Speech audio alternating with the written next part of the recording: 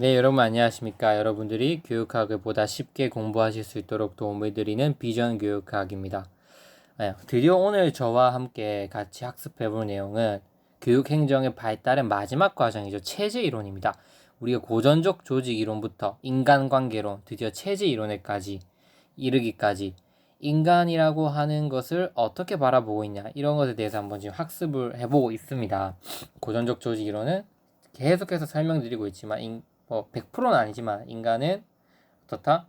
물질적 요인에 의해서 동기화되고, 돈 많이 주면 일 열심히 하고, 생리적인 환경 조건들을 개선해주면 또 능률이 올라가고, 좋은 에어컨 더우면 에어컨 틀어주고, 그렇게 하면 효율성이 좀 높아지는, 또 뭐 조명도 밝게 해주고 따뜻한 분위기에서 일하게 하면 효율이 높아지고, 이런 걸로 봤다. 여기서 더 발전해서 그래, 그런 것도 틀렸다고 볼 수는 없다. 하지만 더 큰 영향을 주는 것은 뭐다? 누구와 함께 일하고, 내가 이 일에 대해서 얼마나 자부심을 느끼고 있고, 뭐 그런 것들에 의해서 인간의 속성이 규정된 것이다, 이렇게 볼 수 있는 거죠. 이 두 개만 보면 우리가 다 끝난 것 같아요.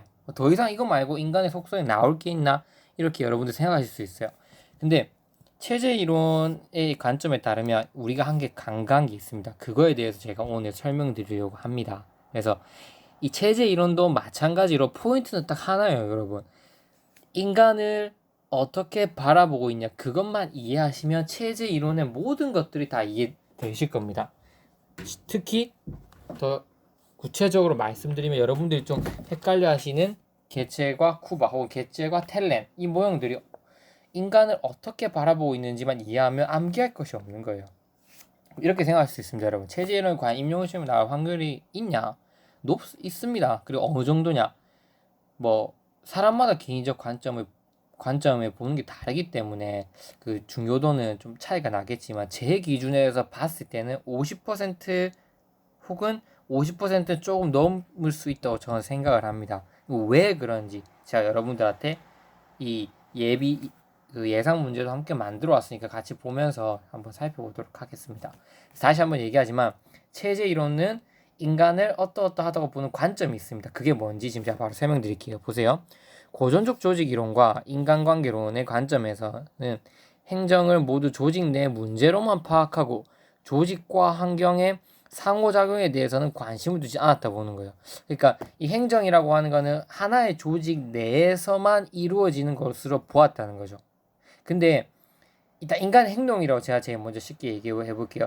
인간의 행동이라고 하는 것은 인간이 가지고 있는 어떤 개인적인 특성들에 의해서 결정되는 것도 있겠지만, 여러분 생각해 보세요. 따지고 보면 인간의 속성은 인간이 이루고 있는 그 환경, 그리고 그 환경이 또 어떤 환경과 상호작용하고 있는지에 따라서 인간의 속성이 규정될 수 있다는 거예요. 다시 한번 말씀드릴게요. 자, 인간과 인간이 모여서, 결국 둘이 모여서 하는 어떤 조직을 만들어 나갈 겁니다.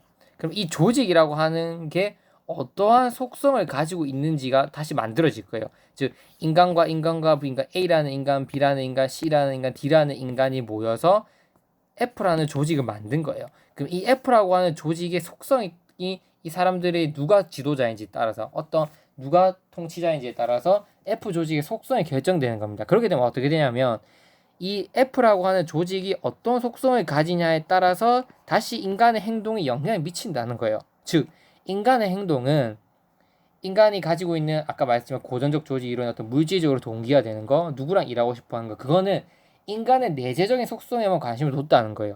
그런데 그런 내재적인 속성 외에도 인간의 행동에 영향을 미칠 수 있는 가장 큰 요소는 외적인 환경이 있을 수 있다고 보는 거예요. 인간이 만들어 놓은 그 환경, 그 인간을 담고 있는 이 하나의 조직, 이 조직 인간이 만든 거긴 하지만 이 조직이 어떤 속성을 가지고 있느냐에 따라서 인간 행동에 영향을 미칠 수 있는데, 이게 왜 중요하냐면 이 조직이라고 하는 것도 결국 다른 조직과 상호작용한다는 거죠. 이 인간이 만들어 놓은, 이 사람들이 만들어 놓은 F라는 조직, 또 이 안에 있는 사람들이 만들어 놓은 Z라는 조직, 이 F라는 조직과 Z라는 조직이 또 외적으로 상호작용을 하는 거예요. 그러면 이 상호작용하는 관점에서 이 조직이 영향을 받으면서 이 서로 F라는 조직이 이 조직을 변화시킬 수 있고, 이걸 또 이렇게 변화시킬 수 있고, 상호작용을 한다는 거예요. 그럼 변화된 조직의 속성이 다시금 인간 행동에 영향을 미친다는 거예요. 가장 쉽게 말해서 체제 이론 이게 끝입니다, 여러분. 할 게 없. 체제 이론은 다시 한번 말씀드리지만 인간의 행동을 결정하는 요소는 뭐다? 개인 내부에 있는 요소 말고 인간 외적인 요소도 있다. 제가 뒤에 가서 설명드릴 수 있는데 딱 이거예요. 자, 여러분. 교사를 한번 생각해 봅시다. 여러분이 나중에 교사가 될 거예요. 그럼 교사가 됐을 때 여러분이 가지고 있는 내적인 속성대로만 아이들을 가르치고 통제하고 아이들의 교육적 행동을 할 수 있을까? 그거 아니에요. 즉 여러분은 교사라가 딱 되었을 때 교사 집단에 갈 텐데 교사 집단만이 가지고 있는 어떤 특수한 속성이 있을 거예요. 그리고 사립학교라면 그게 더 훨씬 강할 거고 공립학교라면 또 공립학교 속성이 있겠지만 사립은 그 사립 나름대로 어떤 특성이 있을 거지 않습니까?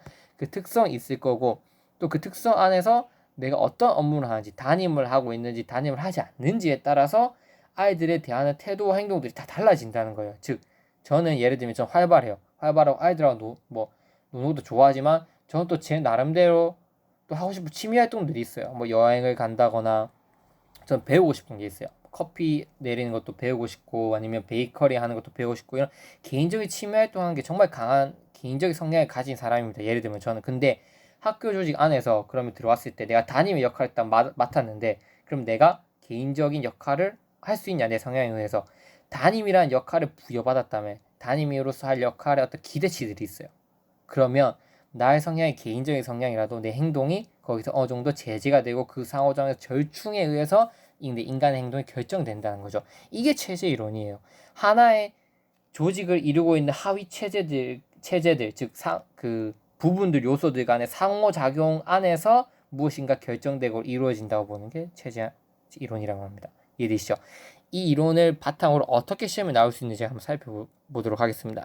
인간의 속성에 의해서만 결정되는 것이 아니다. 조직 환경에 영향을 받는다. 인간이 다시 말씀드리지만 만들어 놓은 그 조직 환경에 다시금 인간은 영향을 받을 수밖에 없다. 그리고 그 조직은 다시 다른 외부 요소들과 상호작용하며 영향을 주고받기도 하는 것이다. 그래서 체제 이론하면 이 그림 하나만 딱 생각해 보세요. 네모 두 개만 여러분들의 머릿속에 녹으면 암기할 게 없어요. 이걸 조직으로 이름만 붙이면 돼요. 만든 조직에 다시금 영향을 주는 상호작용. 그리고 이것도 마찬가지로 이 조직을 만드는데 이렇게 만들었던 조직이 다시금 영향을 미치고 서로 영향을 미친다. 이 그림만 만들어 오면 체질론 여러분들 이해하기 쉬우실 겁니다. 좀 더 살펴보면 이처럼 유기체를 이해하기 위해서는 유기체를 구성하는 것과 더불어 그 관계를 파악해야 된다. 유기체. 사회도 유기체일 거고 우리 인간의 몸 이런 것도 유기체인데 유기체를 보다 더 구체적으로 이해하기 위해서는 그 유기체를 이루고 있는 구성하는 것뿐만 아니라 그 관계, 그 유기체가 이루고 있는 다른 것과의 관계 혹은 유기체 안에서 이루고 있는 성분들 간의 관계를 이해하는 것이 중요하다. 이렇게 보는 것이죠. 이러한 관점 하에서 유기체를 이해하고 해석하고자 1960년대쯤 등장하게 된 이론이 바로 체제 이론이라고 볼 수 있는 겁니다. 쉽죠, 여러분? 결국 고전적 조직 이론, 인간관계론, 체제 이론에 이르면서 인간은 어떠하다고 하는 게 규정이 되어야지 교육 행정도 즉 행정은 목적하에서 목적을 이루기 위해서 뭐 인적지원, 무적지원 다 투입해서 산출을 하는 거잖아요. 그런 것들이 보다 효과적으로 관리하면서 이루어질 수 있다는 거죠. 이해되시죠? 그래서 이제 마지막 단계로 체제 이론 다음은 없어요.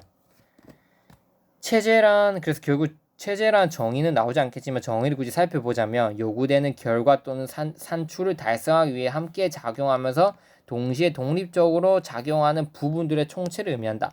학교라고 하는 조직을 달성하기 위해서 교사가 있을 수도 있고 또 학생이 있을 수도 있고 행정직원이 있을 수도 있습니다. 각각은 목표는 조금씩은 다 다르지만 공통적인 목표는 같아요.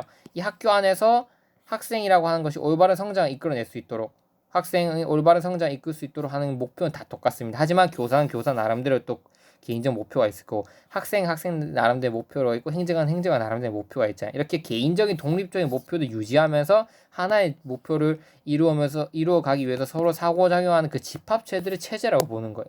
인간은 체제 속에 존재한다. 이렇게 보는 거죠. 도대체 어떻게 시험에 나올 수 있냐 한번 살펴볼까요, 여러분? 그래서 우리가 뭘 살펴볼 거냐면 일단 게젤과 쿠바의 사회과정 모형에 대해서 제가 살펴보고 그 다음